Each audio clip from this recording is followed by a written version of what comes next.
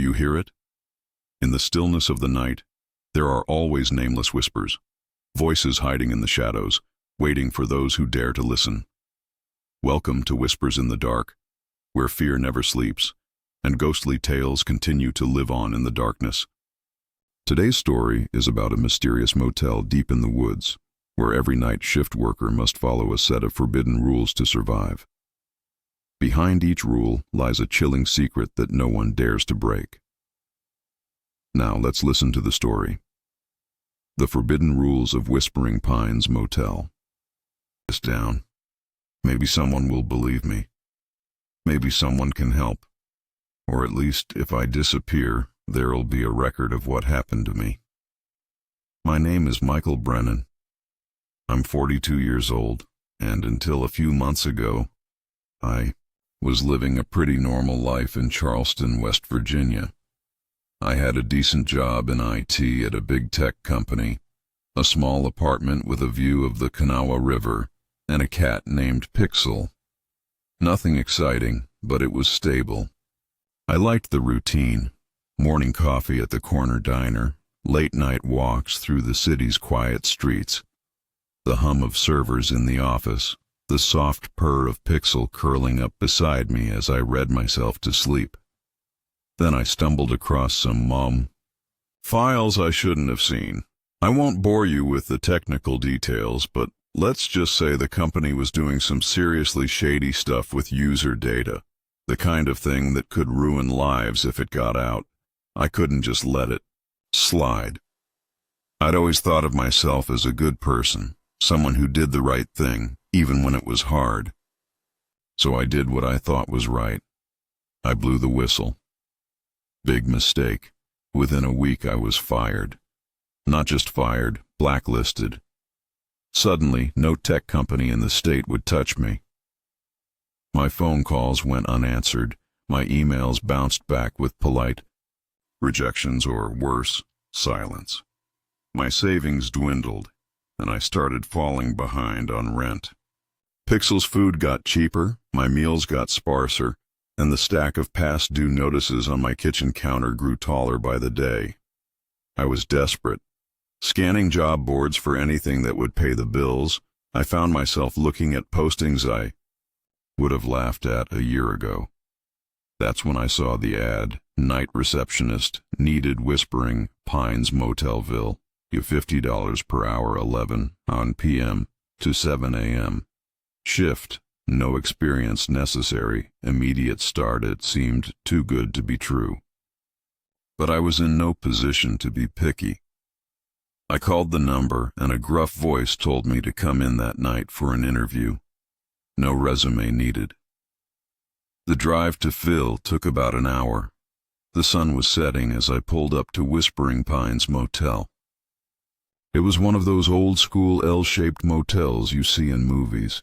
2 stories of rooms arranged around a central parking lot, the kind of place where the paint peels and the air always smells faintly of mildew and old cigarettes.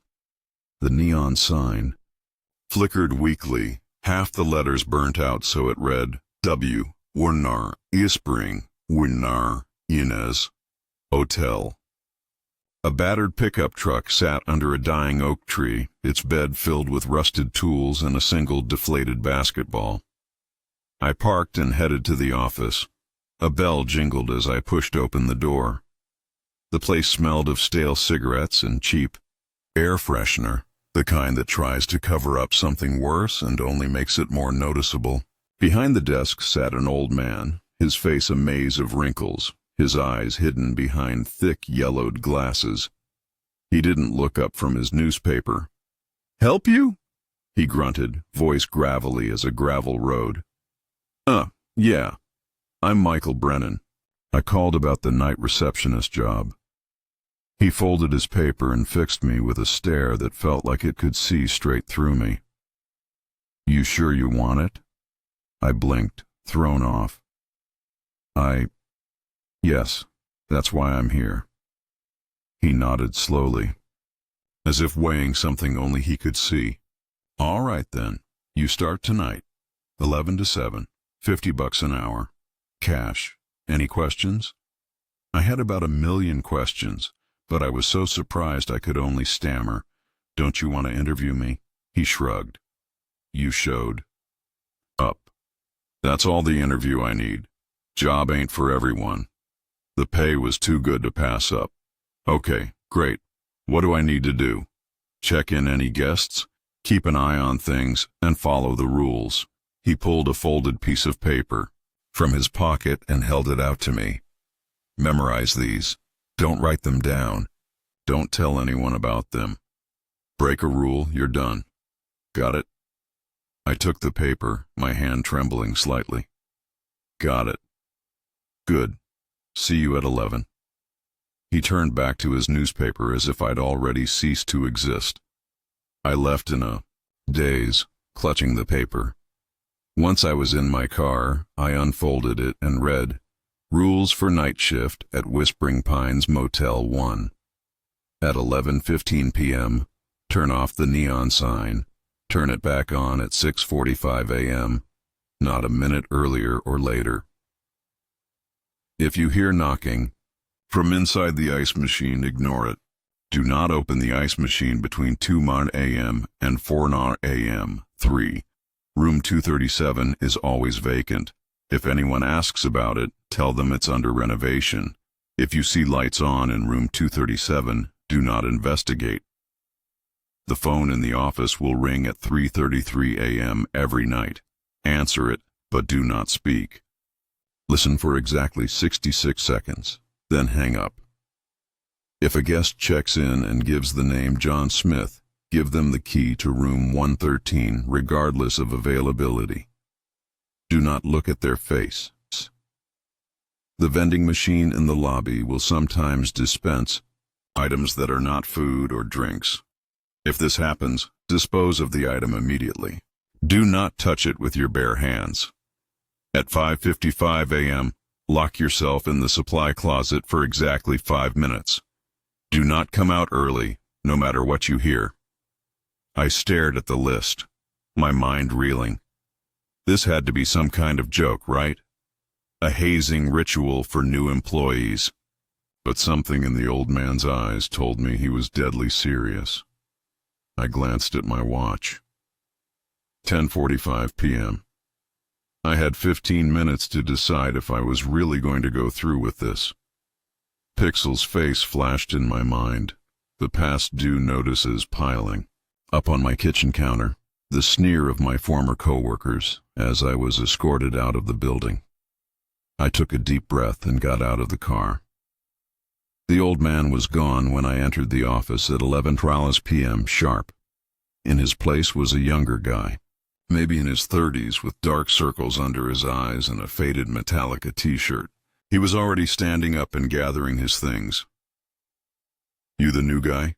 he asked, not bothering to hide his exhaustion. I nodded. "Yeah, I'm Michael." He grunted, slinging a battered backpack over his shoulder. "Good luck," he muttered as he brushed past me. "Wait," I called after him. "Any advice?" He paused at the door, not turning around. "Yeah, follow the rules." Then he was gone, the bell above the door jingling in his wake. I settled into the chair behind the desk, my heart pounding. The rules were burned into my brain. I checked my watch obsessively as 11:15 approached, the seconds crawling by like ants on a sugar trail. At exactly 11:15, I went outside and flipped the switch on the neon sign. The parking lot was plunged into darkness, save for a few dim lamps near the room doors. As my eyes adjusted, I could have sworn I saw something move in the shadows near room 237. A flicker of motion, a shape that didn't quite belong. But when I looked directly at it, there was nothing there. Just the wind stirring the leaves, the distant hum of a highway, and the oppressive silence of the night. Back in the office, I tried to distract myself by exploring. There wasn't much to see. A small bathroom with a cracked mirror, a supply closet that smelled of bleach, and Old paper and a back room with a cot and a mini fridge. I assumed this was for the night receptionist to use on breaks, though the thought of sleeping here made my skin crawl. The walls were covered in faded wallpaper, the pattern lost beneath years of grime and cigarette smoke.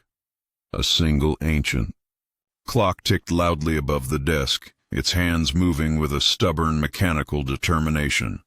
At 1:30 a.m., a car pulled into the lot. My first customers.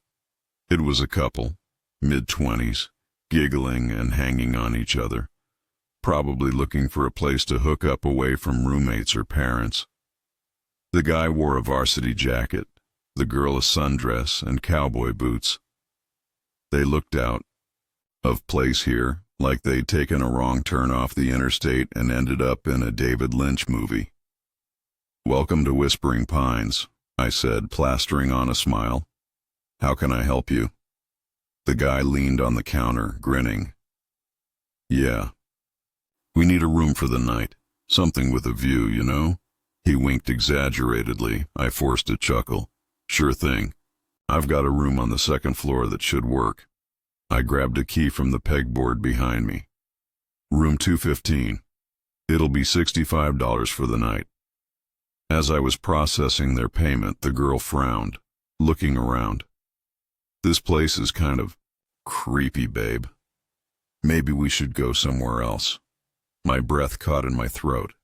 "Please don't leave," I thought desperately. "I need this job." The guy laughed. "Ah, come on. It's got character. Besides, I'm sure it looks better in the daylight." "Right, man?" He looked at me expectantly. "Oh, absolutely," I lied smoothly. "The view of the mountains in the morning is breathtaking. You'll love it." That seemed to satisfy them, and they headed off to their room, their laughter echoing down the hallway. I let out a sigh of relief. One normal interaction down. Maybe this wouldn't be so bad. I spoke too soon.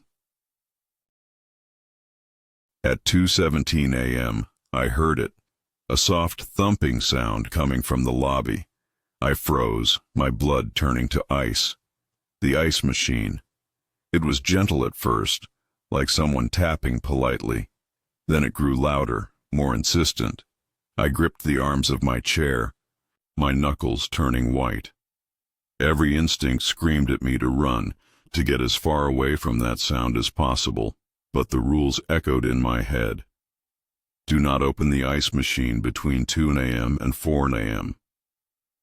The thumping continued, growing more frantic. It sounded less like knocking now and more like something was trying to claw its way out. I could hear a muffled voice, too distorted to make out words, but unmistakably filled with desperation. I clamped my hands over my ears, squeezing my eyes shut. "It's not real," I muttered to myself. "It's not real. It's not real. It's not real." After what felt like hours, but was probably only minutes, the noise stopped. The sudden silence was almost as unnerving as the thumping had been. I slowly lowered my hands, my ears ringing in the quiet. My shirt was soaked with sweat. I checked my watch. 2:43 a.m. The ice machine would be active for another hour and 17 minutes. I needed a distraction. I turned to the ancient computer on the desk, hoping to lose myself in mindless internet browsing. But as I jiggled the mouse, I realized the screen wasn't just dark, it was cracked, a spiderweb of fractures spreading from the center.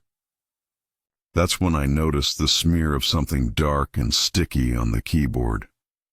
I leaned closer, my curiosity overpowering my fear for a moment. It looked like blood, but older, congealed, almost black.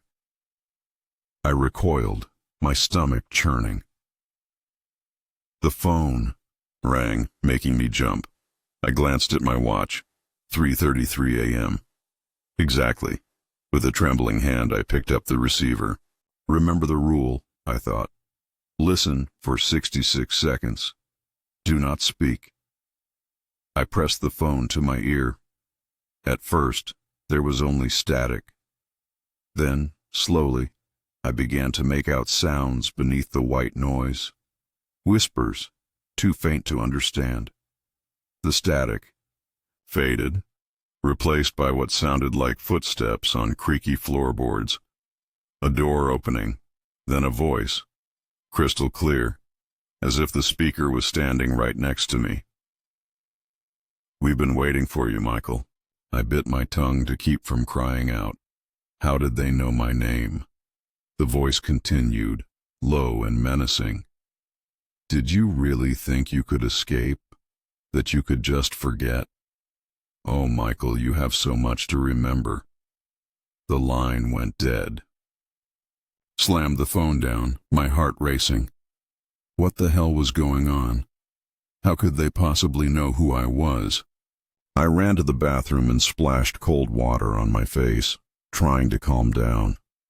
When I looked up at the mirror, I froze. Written in the steam that shouldn't have been there in this ice-cold room, were 2 words. "Remember," McKaylee stumbled. Back to the desk, my mind reeling. This had to be some kind of elaborate prank, right? A way to haze the new guy. But deep down, I knew that wasn't true. There was something very, very wrong with this place. The rest of the night passed in a blur of terror and confusion. At 4:30 a.m., a man checked in, giving the name John Smith. I felt my blood run cold as I remembered the rule. With shaking hands, I gave him the key to room 113, careful to keep my eyes lowered. As he walked away, I caught a glimpse of his reflection in the window. Where his face should have been was just smooth, featureless skin. At 5:30 a.m., I heard a clunk from the vending machine. Curious despite my fear, I went to investigate. There, in the dispenser tray, was a small, ornate box. Looked ancient, covered in strange symbols I didn't recognize. I remembered the rule about not touching strange items with my bare hands. Using a pen, I carefully pushed the box into a plastic bag. As soon as it was sealed, the bag began to smoke, the plastic melting away. I dropped it with a yelp and ran back to the office. Finally, mercifully, 5:55 a.m. arrived. I all but sprinted to the supply closet, locking myself inside just as my watch ticked over to 5:55. For 4 minutes and 30 seconds, nothing happened. I started to relax, thinking maybe this rule was just paranoia. Then I heard it. A low, guttural growl right outside the door. The handle jiggled. Something heavy slammed against the wood, making the whole closet shake. I pressed myself into the corner, biting my fist to keep from screaming. The door bulged inward with each impact. I was certain it would burst open at any moment. I squeezed my eyes shut, silently begging my watch to move faster, and then silence. I cracked one eye open. 6 a.m. Exactly. With legs like jelly, I stumbled out of the closet. The hallway was empty. There was no sign of whatever had been trying to get in. At 6:45 a.m., I turned the neon sign back on. I've never been so happy to see the sun rising. The old man from last night walked in at 7 a.m. sharp. He looked me up and down, taking in my disheveled appearance and wild eyes. "You made it," he grunted, sounding almost impressed. "Want to quit?" I opened my mouth to say yes, to tell him he could keep this hellish job. But then I thought of my empty bank account, of Pixel who needed to eat, of my landlord who was already talking about eviction. "No," I heard myself say. "I'll be back tonight." He nodded, unsurprised. "See you at 11 then." As I walked to my car, my phone buzzed, a text from an unknown number. "Good job, Michael. You're remembering. See you soon." I drove home in a daze, my mind racing. What had I gotten myself into? What did they mean I was remembering? And most importantly, how did they know who I was? Little did I know, this was only the beginning. The true horror of Whispering Pines Motel and my connection to it was yet to be revealed. Night 2. I spent the day in a fog, alternating between fitful naps and paranoid Google searches. I found nothing about Whispering Pines Motel online, which seemed impossible in this day and age. No Yelp reviews, no Facebook page, not even a mention on the local tourism site. It was as if the place didn't exist. I even tried searching for Ville WV and found only a handful of references, an old map, a couple of posts on a ghost town forum, and a blurry photo of a gas station that looked like it hadn't been updated since the 80s. Pixel curled up on my chest as I lay on the couch, her purring a small comfort against the growing sense of dread. I seriously considered not going back. But the thought of ending up on the street, of letting down Pixel, of giving up before I had any answers, I couldn't do it. So at 10:30 p.m., I found myself driving back to Faville, my stomach in knots. The highway was empty, the world outside, my headlights a blur of black trees and distant flickering stars. I passed a 24-hour diner, its neon sign buzzing in the darkness, and for a moment I considered stopping, just sitting in a booth with a cup of coffee until sunrise. But something pulled me onward, a compulsion I couldn't explain.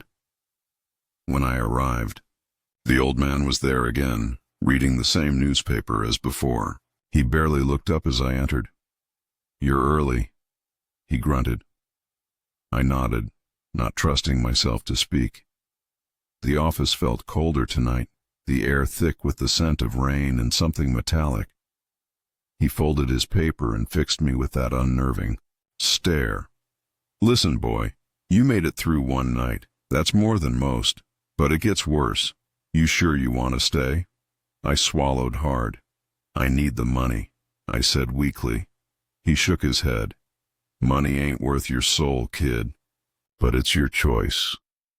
He stood up, grabbing his coat. "Oh, and one more thing. There's a new rule tonight.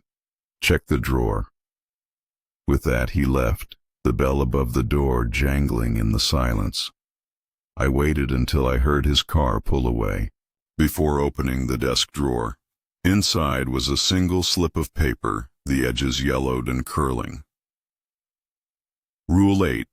If you see a little girl in a white dress, do not let her in. No matter what she says or does, do not open the door. Great. Because things weren't creepy enough already. The night started much like the previous one. I turned off the sign at 11:15, settled in behind the desk, and tried not to jump at every little sound. The wind rattled the windows, and somewhere in the distance, a dog barked. A long, mournful howl that seemed to echo through the empty parking lot. Around 1 a.m., a truck pulled into the lot. An older man, probably in his 60s, came in looking exhausted. He wore a faded flannel shirt and a battered ball cap, the kind you see on every other head in small-town West Virginia.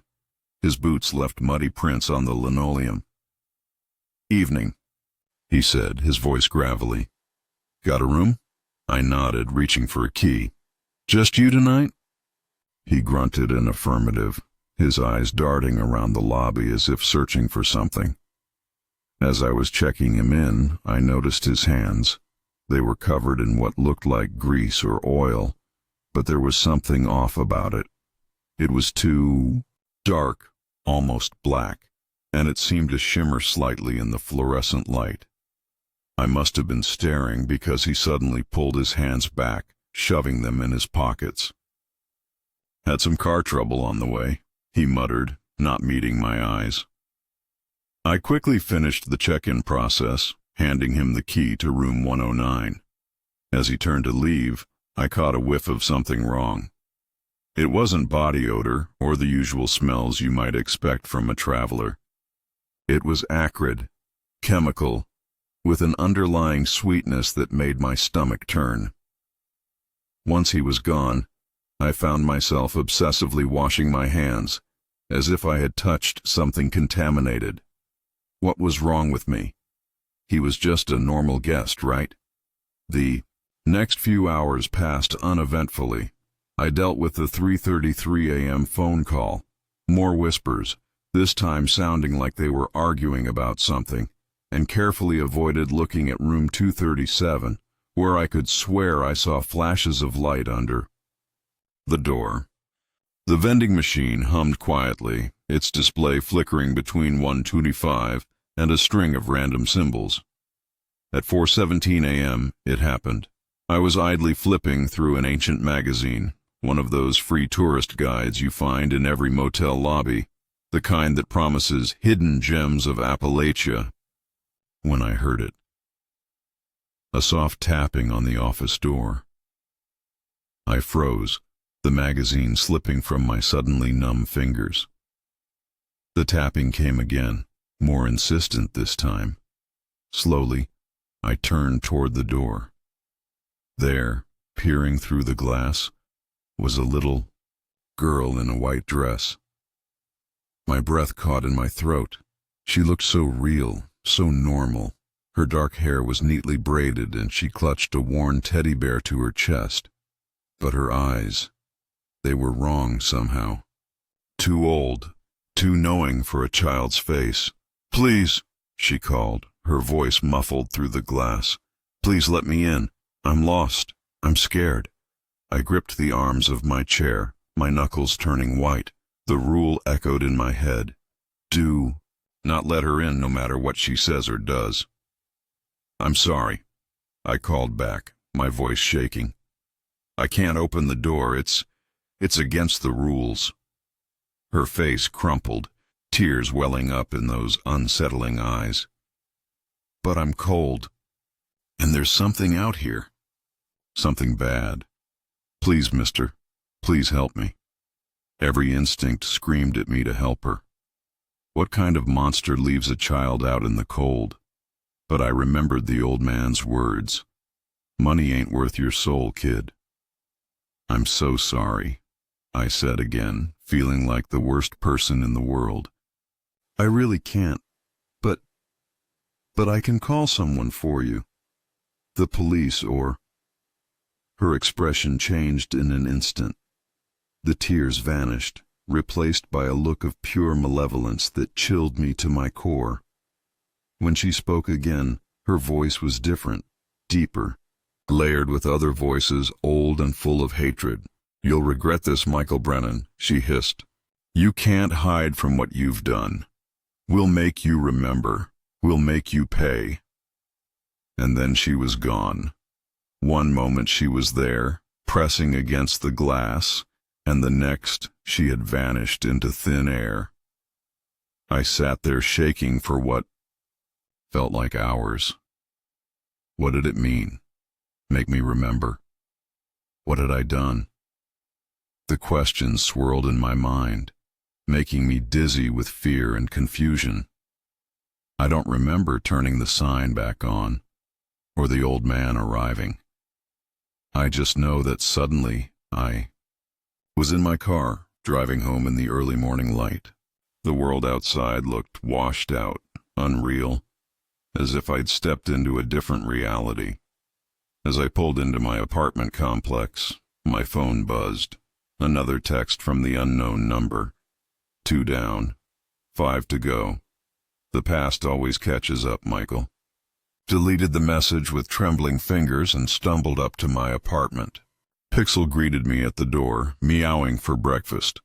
The normality of it, my cat, my cluttered apartment, the morning sun streaming through the windows, felt surreal after the night I'd had.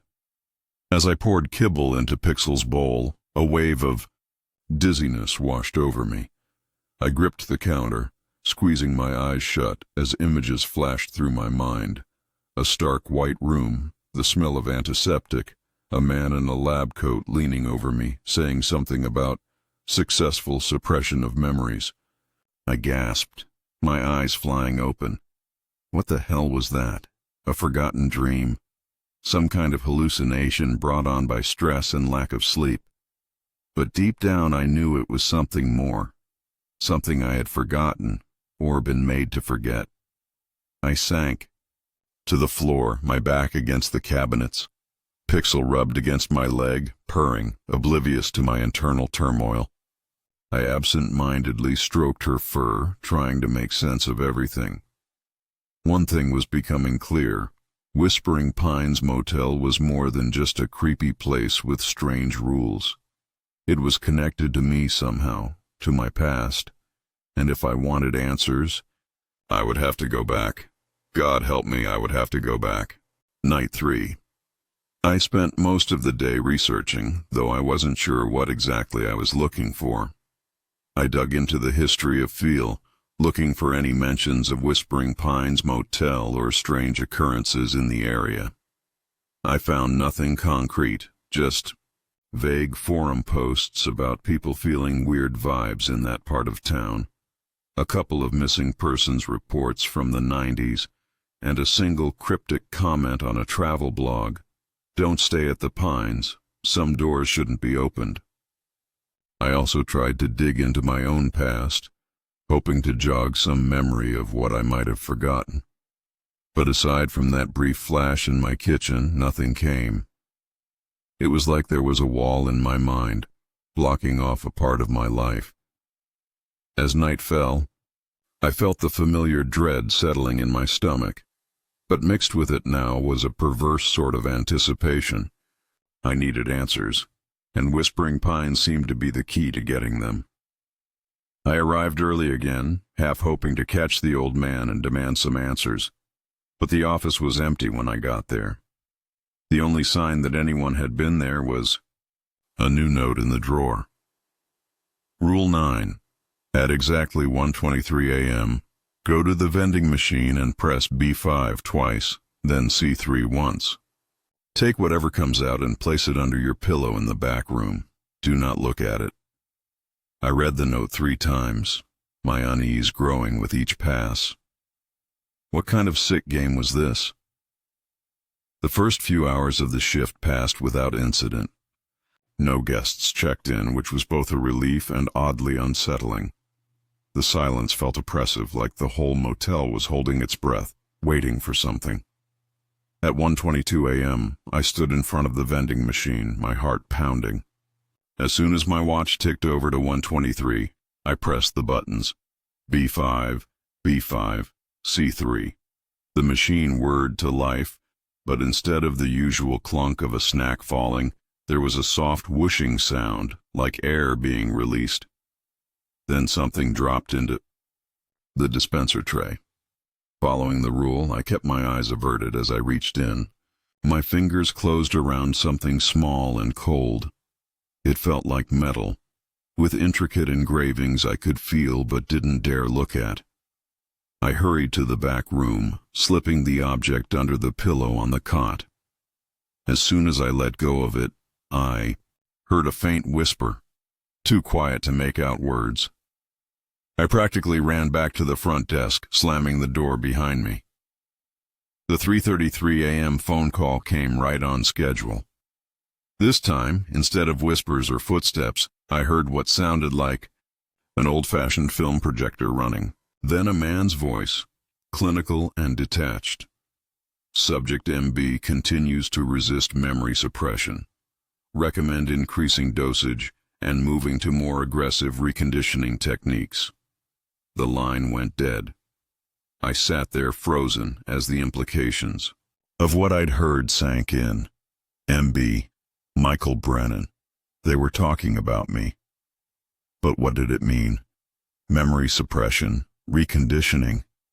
It sounded like something out of a science fiction movie, not anything that could happen in real life.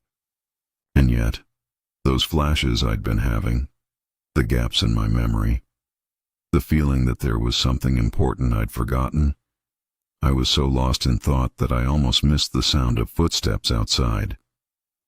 I looked up just in time to see a figure walk past the office window.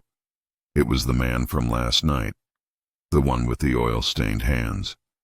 He was walking toward room 237. I knew I should ignore it. The rules were clear about not investigating that room. But my curiosity and my growing desperation for answers overrode my caution. I slipped out of the office, following at a distance. The man stopped in front of room 237, pulling something from his pocket. It looked like a key, but not like any I'd seen before. It was long and oddly shaped, more like a mechanical tool than a normal room key. He inserted it into the lock, and I heard a series of clicks and whirs, like tumblers falling into place. The door swung open, and warm golden light spilled out. I crept closer, trying to get a glimpse inside. What I saw made no sense. The room beyond the door was massive, far larger than should have been possible given the size of the motel. It looked like some kind of laboratory with banks of computers and strange pulsing machines lining the walls. In the center of the room was a chair, no, more like a throne, covered in wires and blinking lights, and strapped to that chair was me. I stumbled back, my mind reeling. It wasn't possible. I was here, outside the room. How could I also be in there? The man turned, finally noticing me. His face twisted into a snarl, and he started toward me. I ran, not stopping until I was back in the office, the door locked behind me. I sank to the floor, my breath coming in ragged gasps. What had I just seen? Was I going crazy? I went through the motions of the other rules. The supply closet at 5:55, turning the sign back on at 6:45. But I was on autopilot, my mind still trying to process what I'd witnessed. As I was leaving, the old man caught my arm. His grip was surprisingly strong. "You saw something you shouldn't have," he said, his voice low and urgent. "Be careful, boy. The walls between worlds are thin here, and some doors once opened can't be closed." I drove home in a daze, my mind spinning. When I got to my apartment, there was an envelope taped to my door. Inside was a single Polaroid photo. It showed me, strapped to that chair in room 237, my eyes wide and terrified. On the back, written in red ink, "The experiment isn't over. Michael. It's just beginning." I sank to the floor, the photo clutched in my trembling hands. What had I gotten myself into?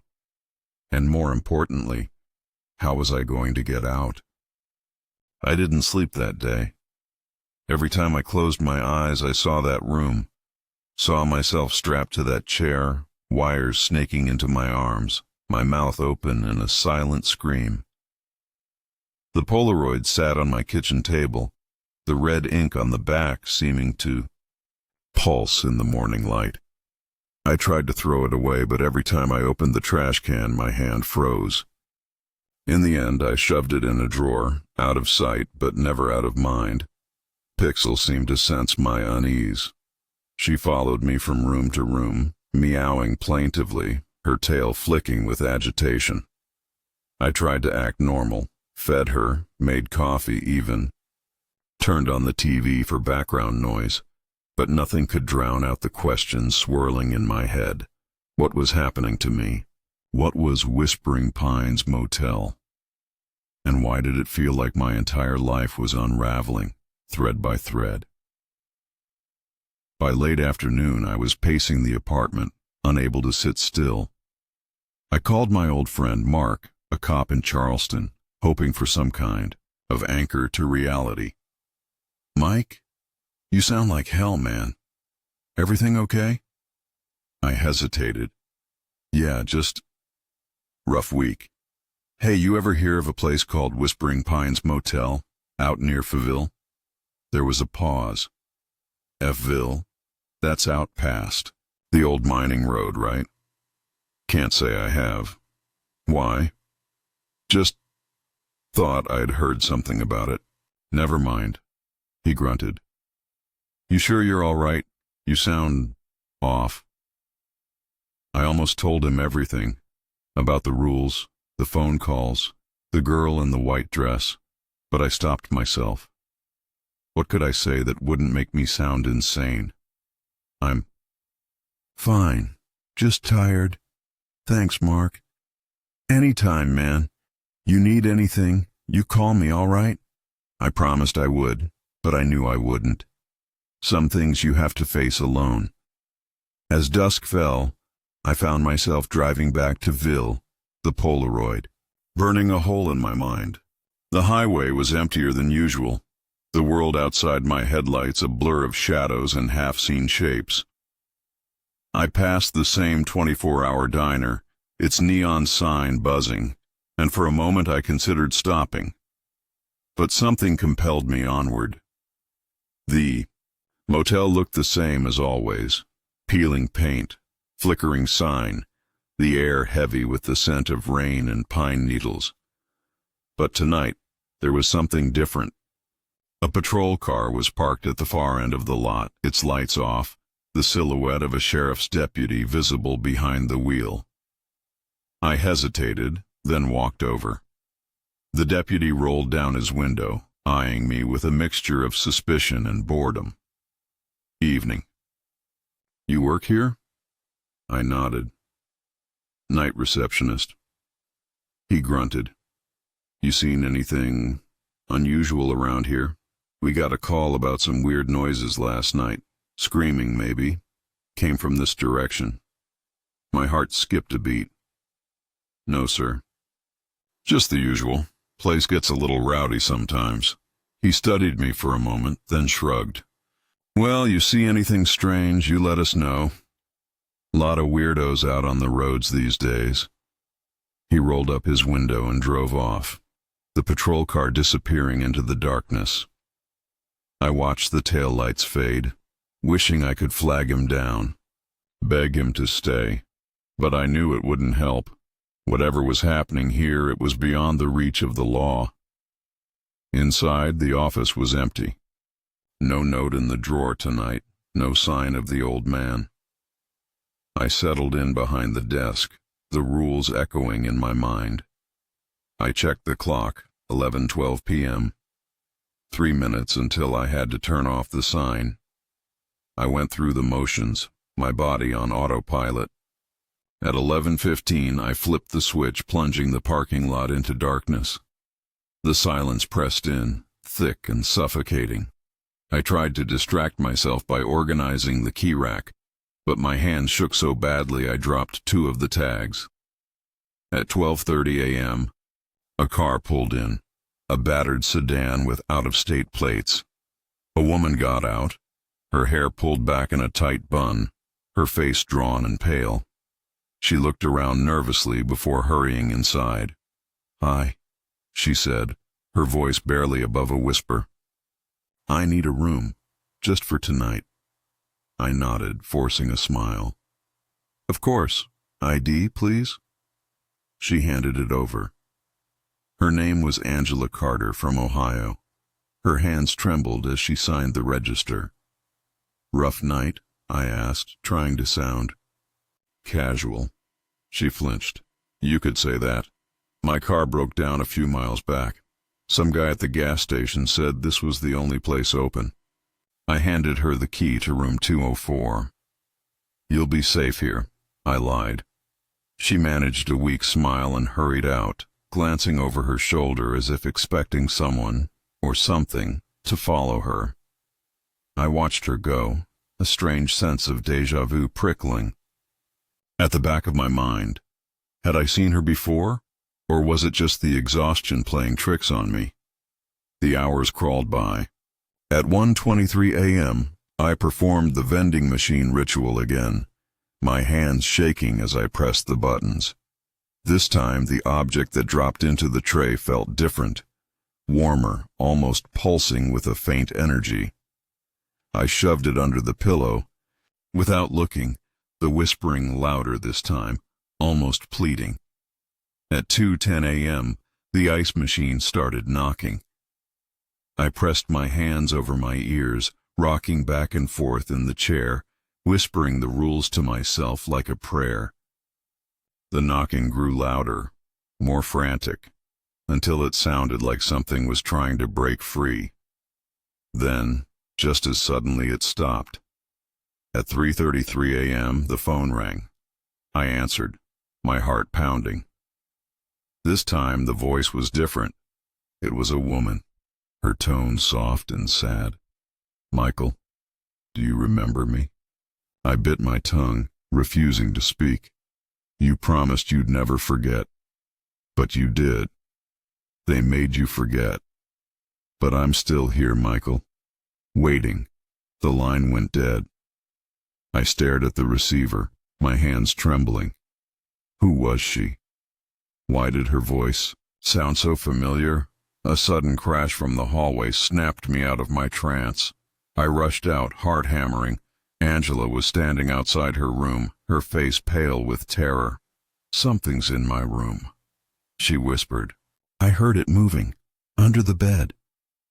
I hesitated, the rules warring with my instinct to help. "Stay here," I said, grabbing the spare key. Room 204 was cold, the air thick with the scent of ozone. I flicked on the light. The bed was rumpled, the covers thrown back.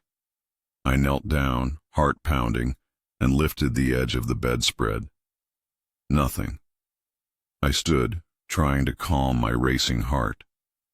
"There's nothing here," I said, forcing a smile. "Probably just the pipes. This place is old." Angela nodded, but I could see she didn't believe me. She followed me back to the office, refusing to return to her room. "Can I stay here?" "Just until morning?" I nodded. "Of course." She curled up in one of the battered armchairs, her eyes never leaving the door. I made her a cup of coffee from the ancient machine in the corner, the bitter smell oddly comforting. We sat in silence, the only sound the ticking of the clock and the occasional creak of the building settling. I wanted to ask her more, why she was really here, what she was running from, but something held me back. At 4:45 a.m., the vending machine whirred to life on its own. I jumped, spilling coffee on my lap. Angela flinched, her eyes wide with fear. I approached the machine cautiously. The display flickered, cycling through random symbols before settling on a single word. "Remember," a can dropped into the tray. I picked it up with a napkin. It was ice cold, the label blank except for a single handwritten word. "Drink." I stared at it, my mind racing. Was this another test? Another rule I hadn't been told about? Angela watched me, her eyes pleading. "Don't," she whispered. I set the can aside, my hands shaking. The urge to open it was overwhelming, but I forced myself to focus on the rules. Dispose of any strange items. Do not touch with bare hands.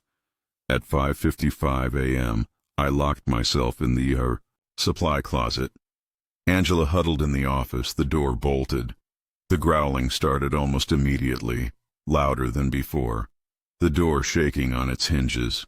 I pressed myself into the corner, whispering the rules over and over. When I emerged at 6 a.m., the hallway was empty. Angela was gone. Her coffee cup sat on the desk, still half full, a single strand of hair clinging to the rim. I searched the motel, calling her name, but she was nowhere to be found. Her car was still in the lot, keys on the front seat. It was as if she had vanished into thin air. At 6:45 a.m., I turned the neon sign back on, my hands numb with fear. The old man arrived at 7, his face grim. "Lost one, did you?" he asked, not unkindly. I nodded, unable to speak. He sighed. "It happens. Some folks don't belong here. Some folks never leave." He handed me a new slip of paper. "Rule 10. If a guest disappears, do not search for them. Do not mention them to other guests. If anyone asks, say they checked out early. I stared at the paper, my mind reeling.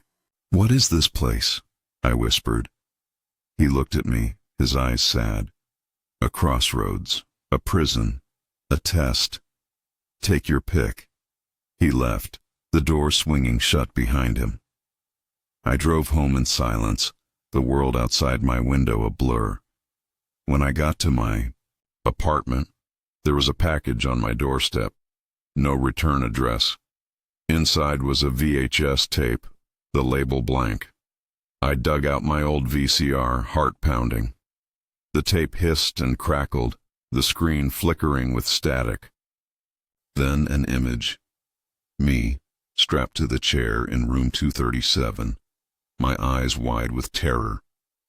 A voice, distorted and mechanical, echoed through the speakers. Remember, Michael? Remember what you did? The screen went black. I sat there for a long time, the tape still spinning in the VCR, the words echoing in my mind. Remember. I didn't go to work that night. I sat in my apartment, the VHS tape still in the VCR, the screen frozen on static. Pixel paced the windowsill, tail twitching, as if she could sense the storm brewing inside me. I tried to convince myself not to go back, to just disappear, to drive west until the mountains swallowed me whole.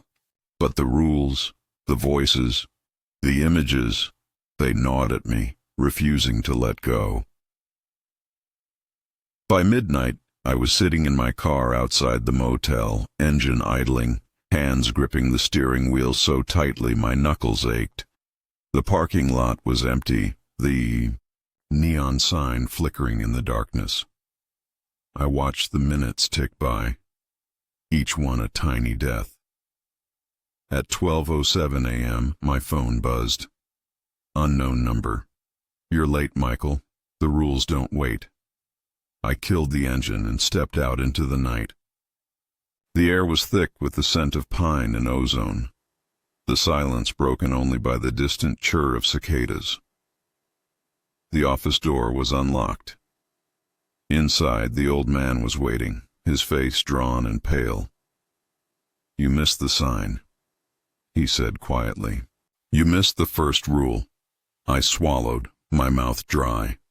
I'm sorry. He held up a hand. No apologies, just consequences. He slid a new slip of paper across the desk. Rule 11. If you break a rule, you must atone before sunrise. Wait in the parking lot. Do not enter the office until you are called. I stared at the paper, my heart pounding. What does that mean? He didn't answer. He just turned away, his shoulders slumped, and disappeared into the back room.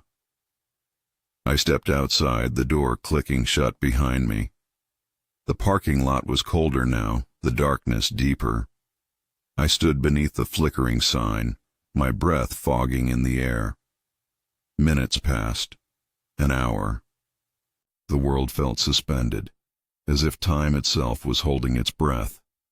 At 1:13 a.m., the wind picked up, swirling dead leaves around my feet. The shadows seemed to lengthen, stretching across the cracked asphalt. I heard footsteps, soft, shuffling, coming from the far end of the lot. A figure emerged from the darkness. It was the little girl in the white dress, her hair tangled, her teddy bear dragging in the dirt. She stopped a few feet away, her eyes fixed on mine. You broke the rules.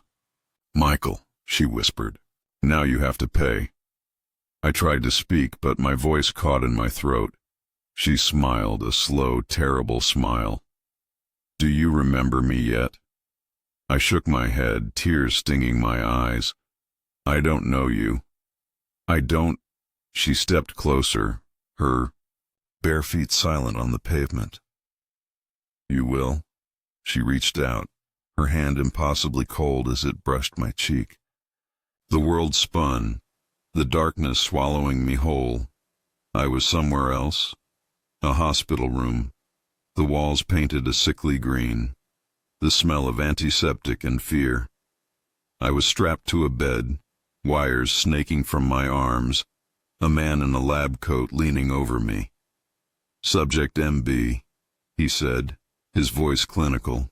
"Memory suppression protocol initiated." I tried to scream, but no sound came. The world blurred, colors bleeding into one another. I saw faces, dozens of them, staring down at me. Some I recognized, some I didn't. The little girl was there, her eyes full of sorrow. "You promised you'd help us," she whispered. "But you forgot." The vision shattered. I was back in the parking lot, gasping for air. The girl was gone. The wind had died. The silence absolute. The office door creaked open.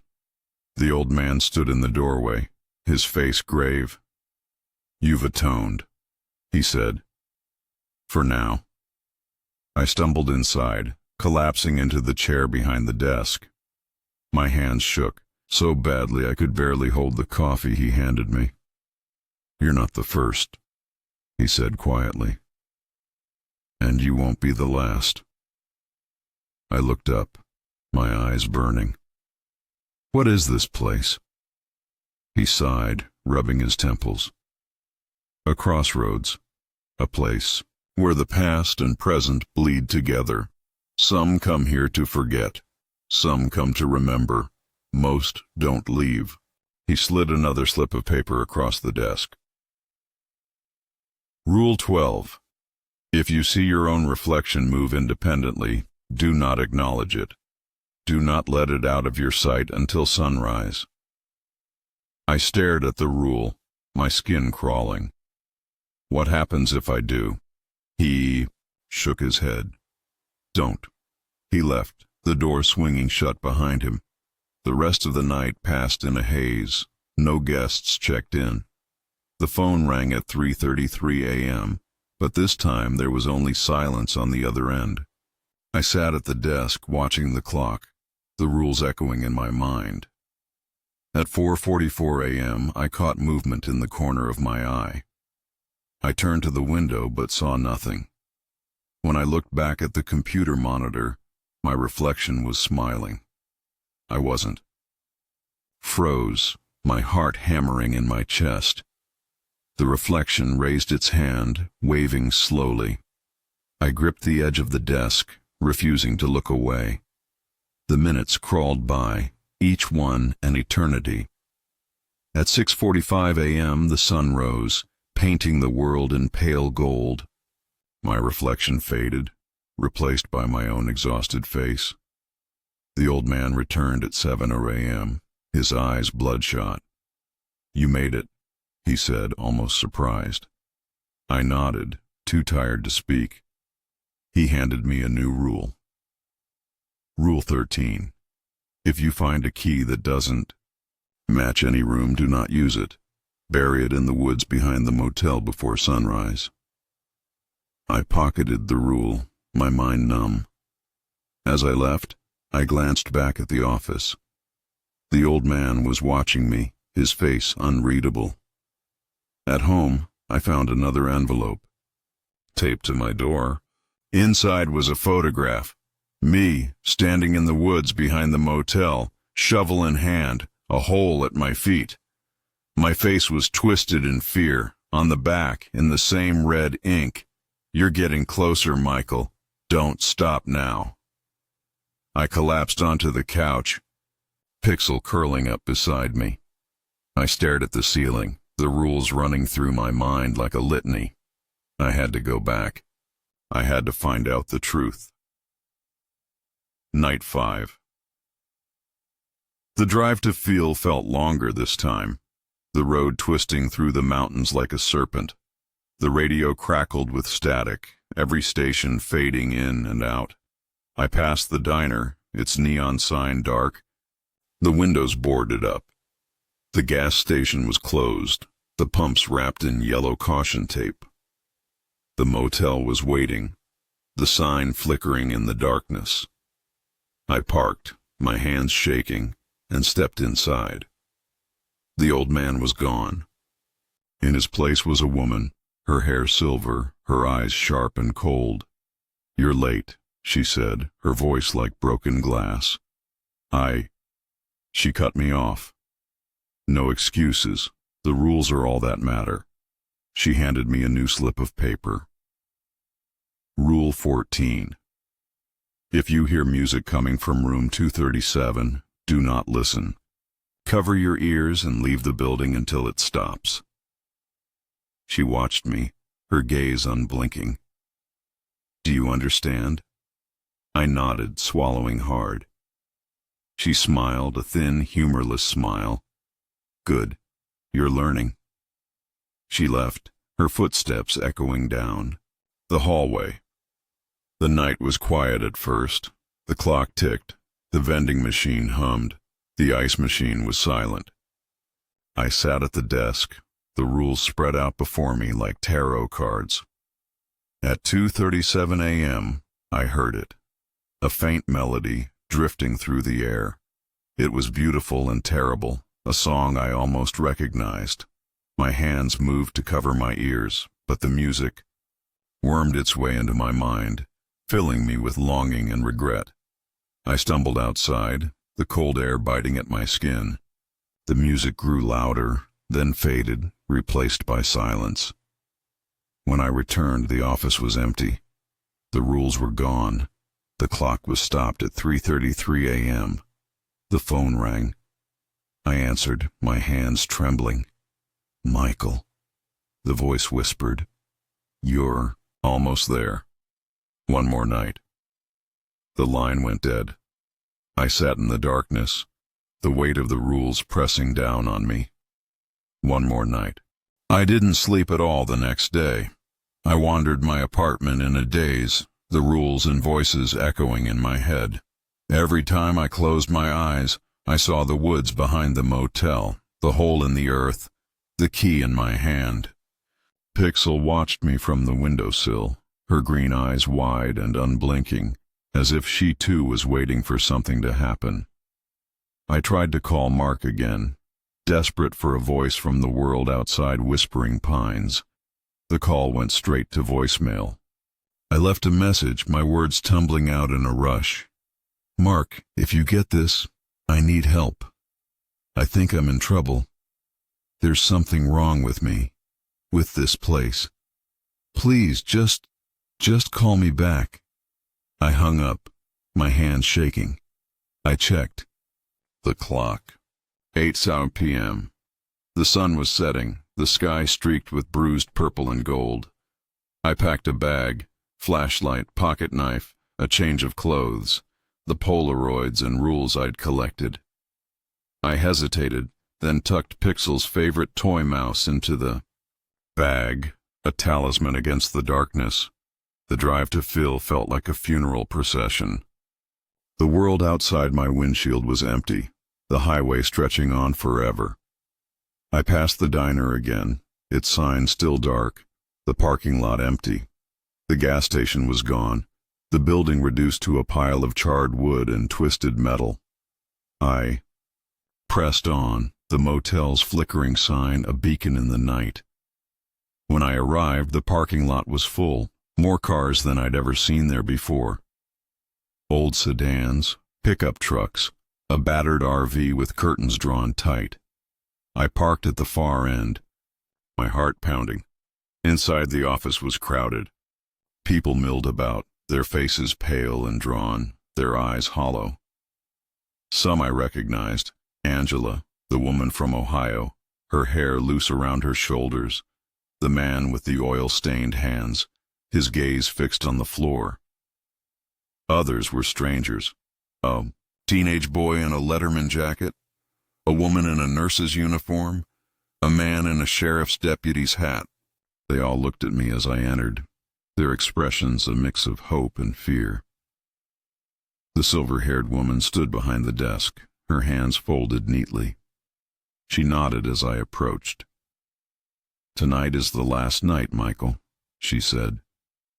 The rules are different now. She handed me a thick stack of paper.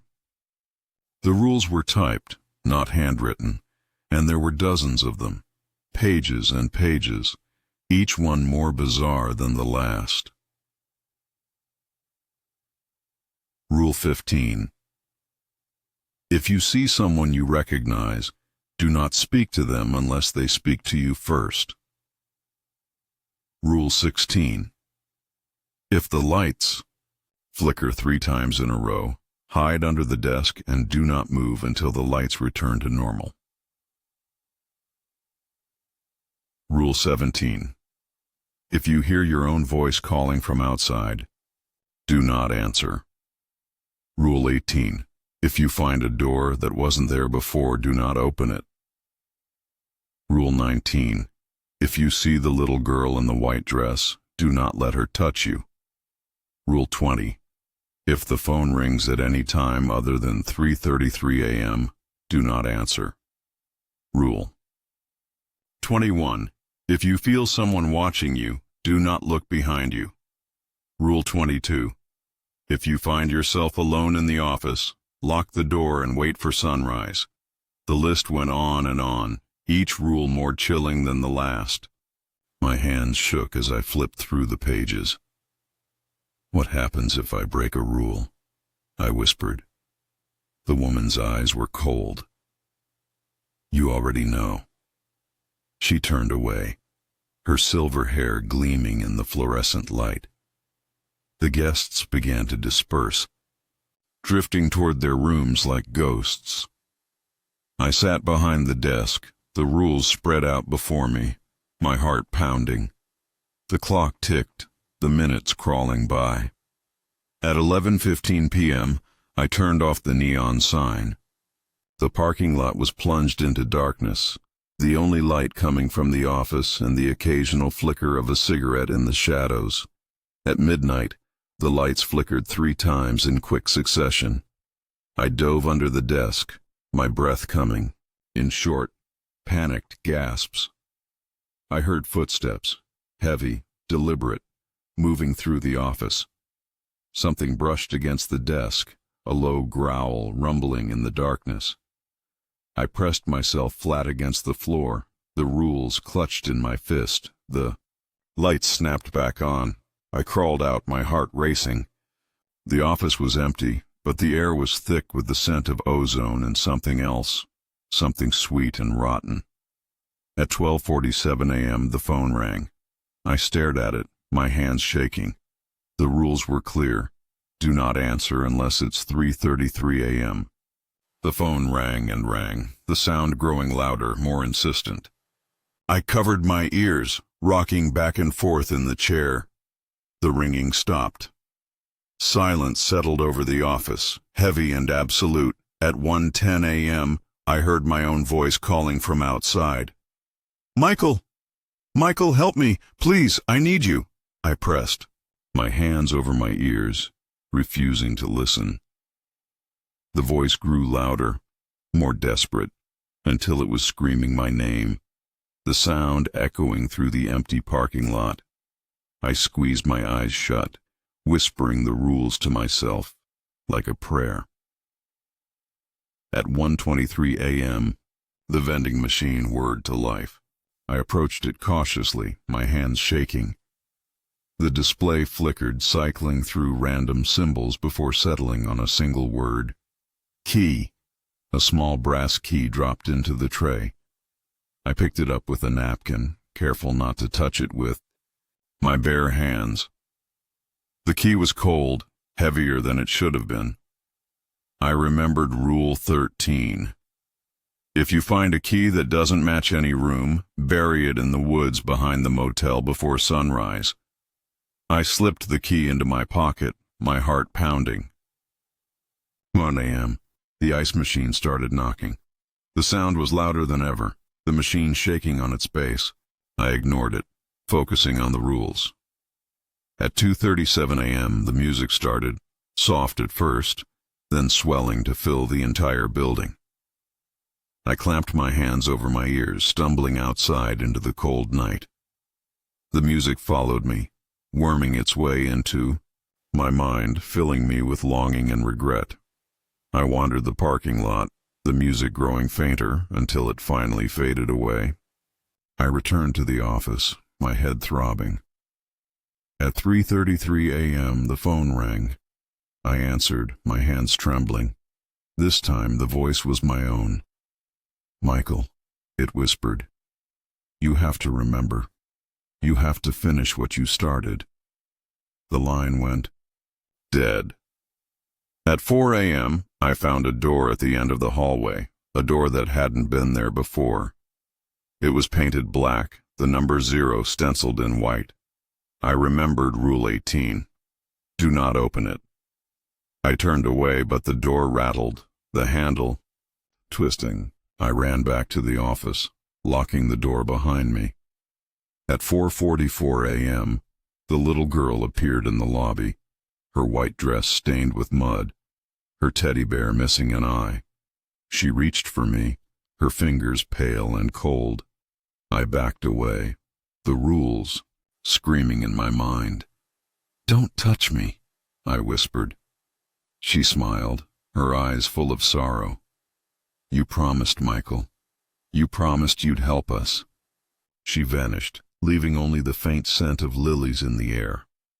At 5:30 a.m., I slipped out the back door, the brass key in my pocket.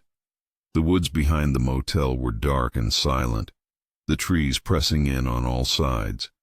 I found a spot beneath an ancient oak, the earth soft and loamy.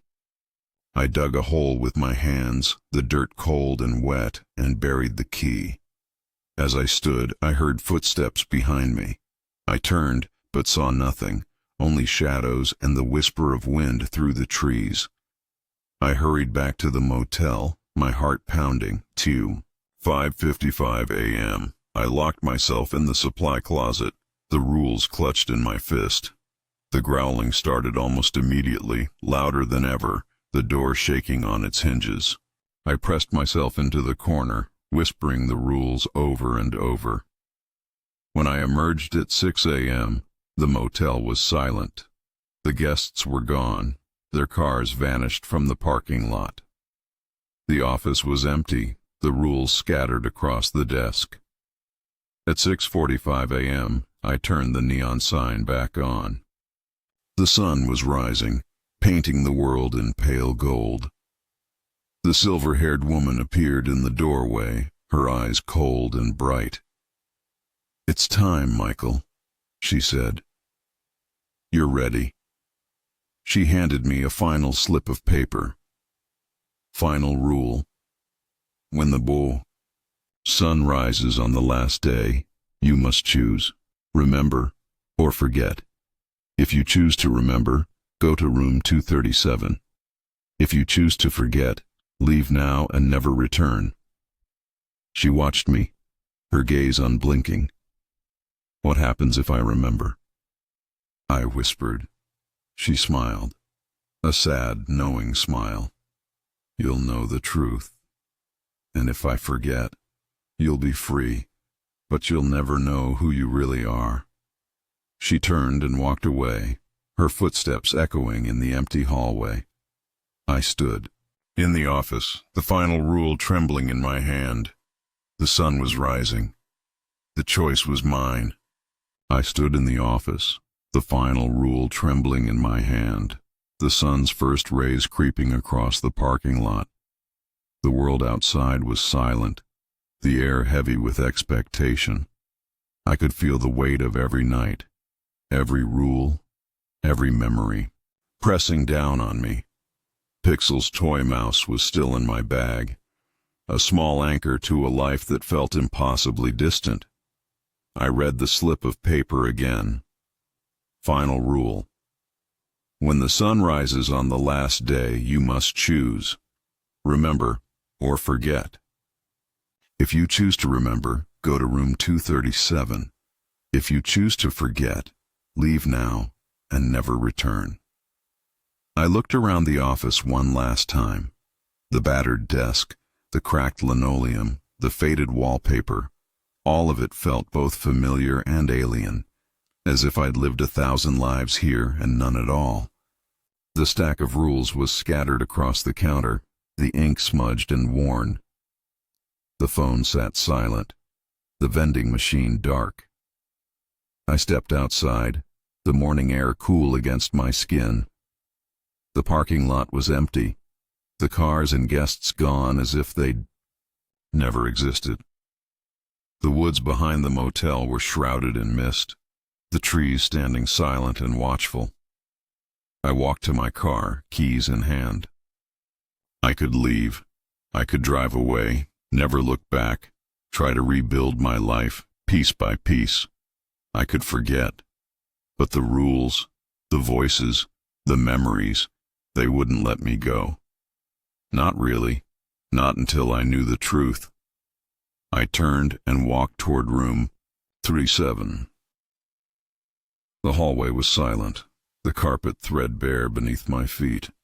The door to room 237 stood at the end, the numbers gleaming in the morning light. My hand shook as I reached for the handle. It turned easily. Inside, the room was nothing like the others. It was vast, impossibly so, the walls receding into shadow. Banks of computers lined the walls, their screens flickering with lines of code and images I couldn't quite make out. Machines pulsed and hummed, their lights blinking in time with my heartbeat. In the center of the room was the chair, the throne, covered in wires and blinking lights, and strapped to that chair was me. I stared, my mind reeling. The other me looked up, eyes wide with terror and recognition. "You made it," he whispered. "I didn't think you would." I stepped closer, my heart pounding. "Who are you?" He smiled, a sad, broken smile. "I'm you, Michael. The part you left behind, the part you tried to forget." Memories crashed over me. Flashes of the hospital room, the man in the lab coat, the little girl in the white dress. Faces, voices, promises made and broken. "You were part of the experiment," the other me said. "We all were.